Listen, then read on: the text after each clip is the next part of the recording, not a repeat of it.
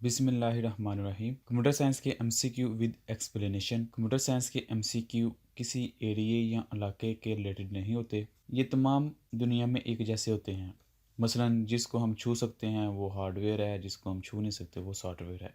इस तरह के जितने भी एमसीक्यू होते हैं कंप्यूटर के रिलेटेड वो यूनिवर्सल होते हैं, यानी कि वो किसी कंट्री या एरिया के रिलेटेड नहीं होते। आपकी ज़िंदगी में कोई भी कंप्यूटर के मतलब एग्ज़ाम हो, आप इन वीडियोस को देख के अपना नॉलेज अपडेट कर सकते हैं। इन वीडियोस को ऑनलाइन देखिए या ऑफलाइन देखिए, आपकी चॉइस है। ऑनलाइन देखते हुए अगर कोई आपको प्रॉब्लम आती है या किसी बात की समझ नहीं आती तो आप कमेंट्स करके पूछ सकते हैं। और ऑफलाइन का ये है कि आपके पास अगर इंटरनेट नहीं है तो तब भी आप वीडियो देख सकते हैं।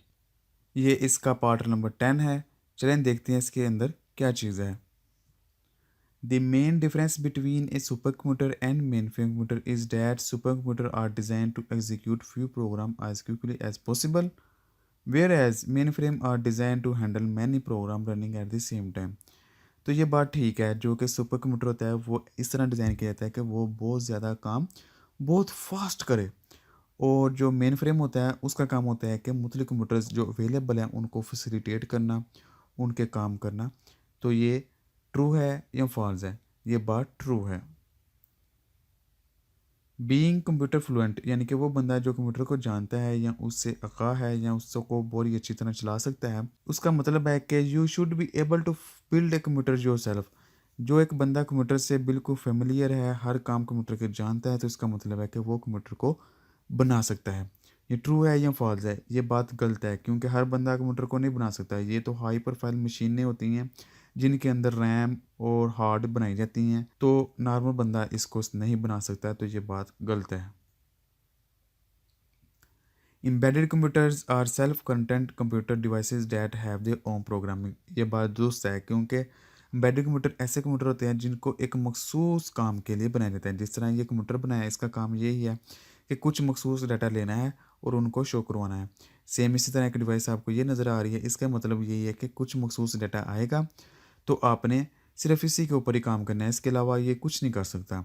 जो प्रोग्रामिंग और जो इसके अंदर फंक्शन फिक्स कर दिए गए हैं, ये सिर्फ उसी के मतलब ही काम करेंगे। तो इसलिए ये बात ट्रू है कि जो एम्बेडेड कंप्यूटर होते हैं वो सेल्फ कंटेंट कंप्यूटर होते हैं और इनकी अपनी ही प्रोग्रामिंग होती हैं, इनके अंदर चेंजिंग भी नहीं कर सकते। If a computer on the network share resources for the other to use, it is called server, client या main frame.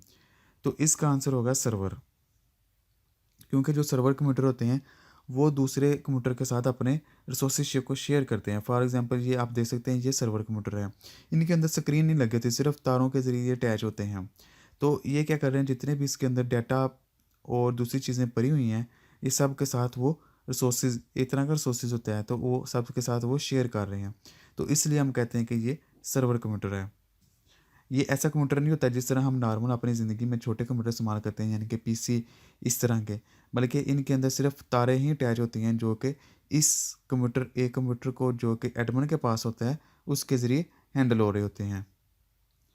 Terminals are use in topology. Terminal किस टिपोलॉजी के अंदर यूज़ होते हैं? तो टर्मिनल बस टिपोलॉजी के अंदर यूज़ होते हैं। एक इस तरफ टर्मिनल होता है और एक इस तरफ टर्मिनल होता है। तो इसका आंसर है ए।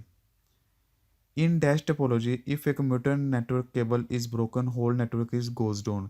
तो कौन सी टिपोलॉजी है, स्टार या बस, जिसके अंदर एक जो बस केबल है वो टूट रही है तो तमाम का तमाम नेटवर्क ब्रेक हो जाता है। तो इसका आंसर है बस टिपोलॉजी, यानी कि ये जो उसकी बेस है, यानी कि ये जो उसकी मेन बस है जिसको हम केबल कहते हैं, अगर ये टूट जाए तो तमाम की तमाम टिपोलॉजी, ये तमाम का तमाम नेटवर्क डाउन हो जाएगा। फिर क्या है, फॉर लार्ज नेटवर्क, बड़े नेटवर्क के लिए कौन सी टेपोलॉजी बेस्ट है? तो इसका आंसर होगा star topology. ISO stand for, ISO जो कि एक इंटरनेशनल ऑर्गेनाइजेशन है जो कि मुख्तलिफ नेटवर्क के स्टैंडर्ड्स डिफाइन करती है। तो इसका आंसर है ए, इंटरनेशनल स्टैंडर्ड ऑर्गेनाइजेशन।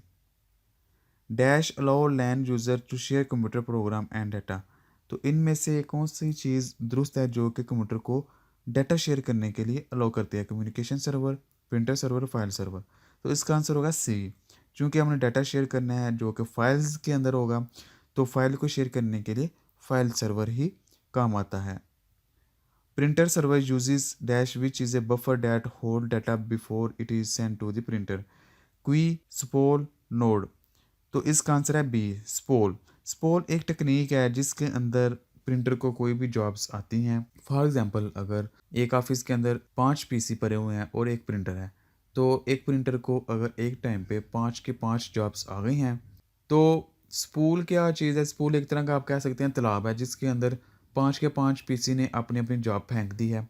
अब जो प्रिंटर होगा वो उस तालाब से यानी कि पूल से या स्पूल से एक एक जॉब पकड़ता जाएगा और उनको एग्जीक्यूट करता जाएगा। तो एक तरह का आप कह सकते हैं कि जी उसका लिए टेम्परेरी तौर पर एक स्टे होता है कि जहाँ वो अपना एक थोड़ा का स्टे करते हैं, जो इंस्ट्रक्शन होती है, और जैसे उनकी बारी आती है प्रिंटर वहाँ से वो इंस्ट्रक्शन पकड़ता है और उनको प्रिंट कर देता है। Thank you for watching. अल्लाह हाफिज़।